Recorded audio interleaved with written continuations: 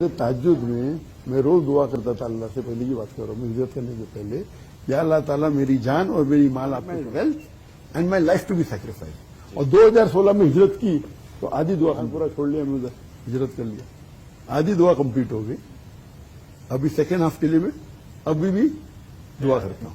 بہت سے لوگ نے مجھ سے کہا کہ بہت سے میرے چاہنے والے آپ پاکستان جا رہے، بہت خوشی ہو رہی، لیکن آپ مت جائیے. کیوں؟ تو لوگوں نے کہا میں جان کا خطرہ جانتا ہوں سچویشن پاکستان کی. میں نے کہا غلط ہے. بولا آپ اپنے طریقے سے صحیح ہے. ہم جب جاتے تو ہمیں احتیاط دینا چاہیے، اللہ پہ بھروسہ کرنا چاہیے. تو میں نے استخارہ کیا دو تین بار، اور ہر کام کے لیے اکثر کرنا چاہیے، اسپیشلی ایسے کام کے لیے. اور کل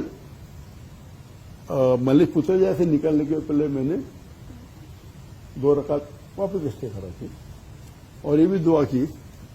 دیکھو میں جب کہتا ہوں میں ہر روز دعا کر رہا ہوں مجھے شہادت ملے، اور پھر کہتا ہوں اللہ تعالیٰ مجھے محفوظ رکھے. کلاش نہیں ہے محفوظ، مطلب میں بے بنیاد میری جان نہیں ڈالنا چاہتا ہوں، لیکن میری جان لینے سے اگر اسلام کا فائدہ ہوتا ہے اور میری آخرت بنتی ہے ویری گڈ، تو میں اللہ تعالیٰ کو اپنی حفاظت کے لیے دعا کرتا ہوں. اور یہ بھی کہتا ہوں لیکن اگر بھلائی ہے کہ میں شہید ہو جاؤں. اب میرے بیٹے کہتے ہیں 2 چیزیں، غزہ جاؤ یا پاکستان.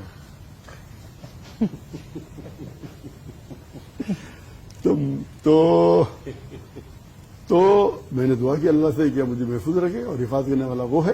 اور اگر میں شہادت کے لیے جو ہر رات تہجد میں دعا کرتا ہوں، آپ چاہتے پاکستان میں اور میری آخرت بنتے تو اس سے اچھا میں یہ دعا قبول ہی نہیں ہوگی.